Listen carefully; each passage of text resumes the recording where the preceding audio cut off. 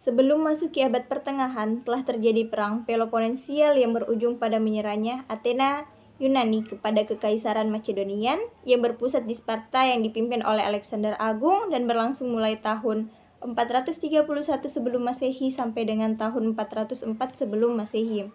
Pada situasi ini, justru filsafat Yunani mengalami perkembangan yang luar biasa, dengan munculnya filsuf-filsuf besar seperti Socrates, Plato, dan Aristoteles. Pada tahun 323 sebelum Masehi, Alexander Agung meninggal dunia dan momen ini seringkali disebut sebagai awal dari masa Helenistik.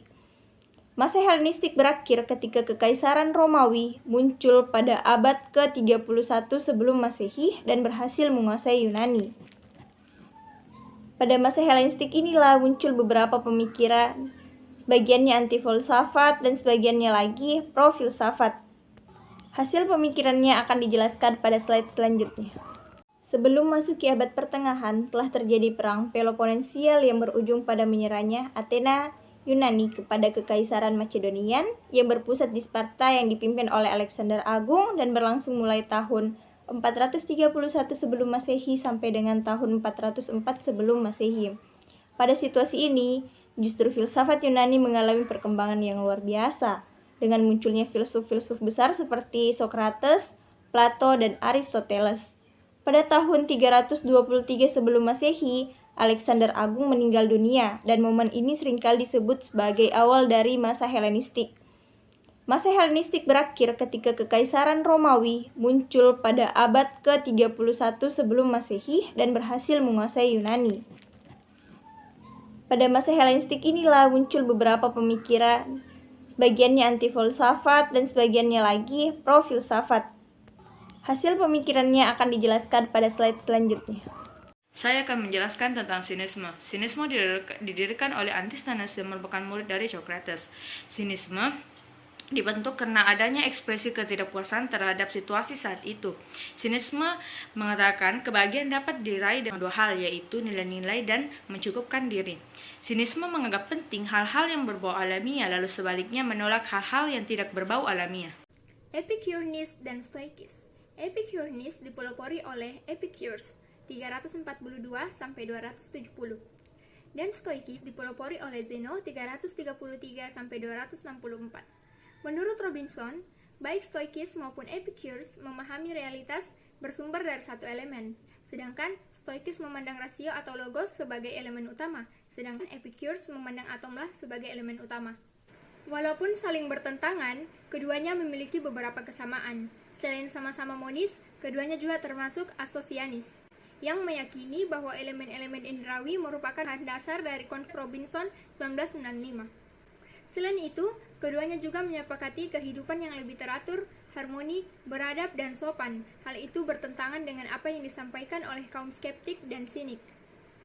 Epicurus. Epicurus terkenal dengan atomis dan hedonis. Epicurus lebih tertarik pada hal-hal yang bersifat praktis dengan teori atom tersebut, dan menurutnya dinamika atomlah yang mengendalikan kehidupan manusia, termasuk kematiannya. Bagi Hergenhan 2009, jiwa manusia hanyalah produk dari atom-atom yang bergerak secara bebas, dan kematian akan tiba jika atom tersebut bercerai-berai. Selain itu, Epicurus juga menunjukkan perhatian yang besar terhadap kebahagiaan individu hedons. Stoikis meyakini bahwa nilai yang utama bagi manusia adalah kehidupan yang sesuai dengan alam.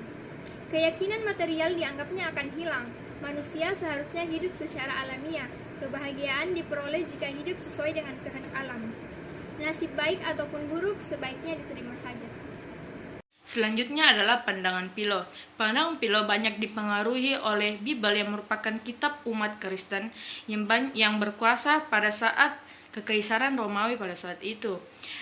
Bagi Philo, manusia terdiri dari dua hal, yaitu jiwa dan raga. Raga dari tanah, sedangkan jiwa dari cahaya Tuhan. Menurut Philo, ilmu pengetahuan diraih secara pasif melalui pancaran dari Tuhan. Baik, saya akan menjelaskan tentang tokoh Galen. Galen merupakan seorang dokter dari Kekaisaran Romawi. Ia merupakan tokoh penganut dari teori Hippocrates.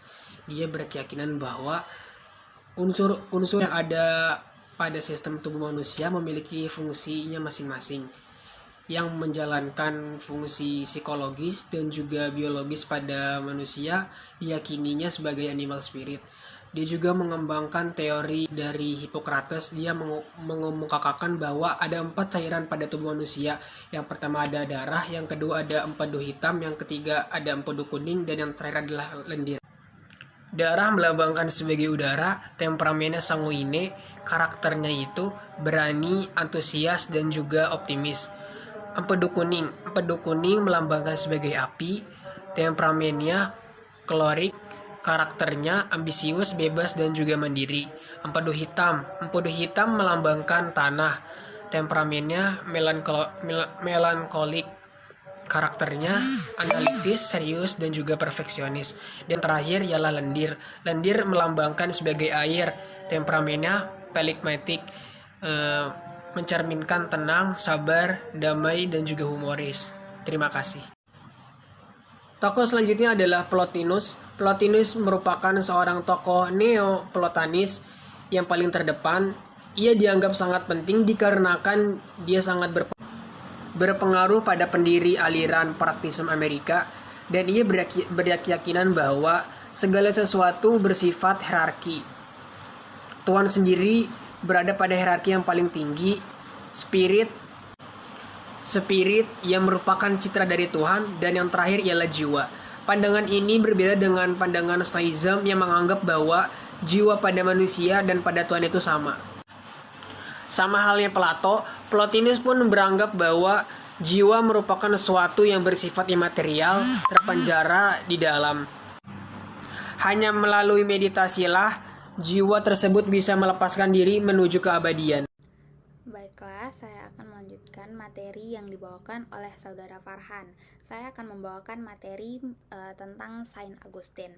Saint Augustine ini lahir di kota Hippo, Afrika Utara pada tahun 354 Masehi dan meninggal di kota yang sama pada tahun 430 Masehi.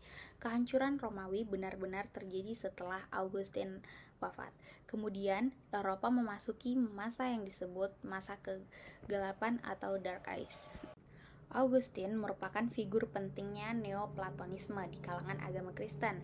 Augustine berhasil mengombinasikan Stoicism, Neoplatisme, dan Judaisme.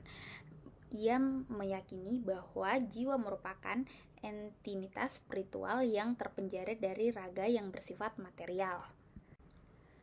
Kontribusi Augustine terhadap psikologi antara lain keyakinan bahwa kebenaran pengalaman subjektif bisa dipercaya dengan adanya self yang terpisah dari pengalaman indrawi.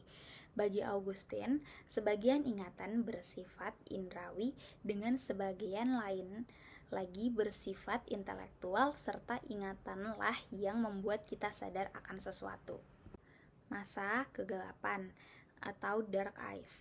Pada tahun 476 Masehi, ketika Kekaisaran Romawi hancur dan diambil alih oleh Kekaisaran Konstantinopel, awal pertengahan abad ditandai dengan mulai menurunnya ilmu pengetahuan. Pertengahan abad yang ditandai dengan mulai bangkitnya ilmu pengetahuan, dan akhir abad pertengahan yang ditandai dengan munculnya gerakan pembaharuan. Pada awal abad pertengahan ini, ilmu pengetahuan mengalami kemunduran dan rasionalitas, sehingga tidak ada sarana tempat pembelajaran yang tepat. Oleh karena itu, masa ini disebut sebagai masa kegelapan.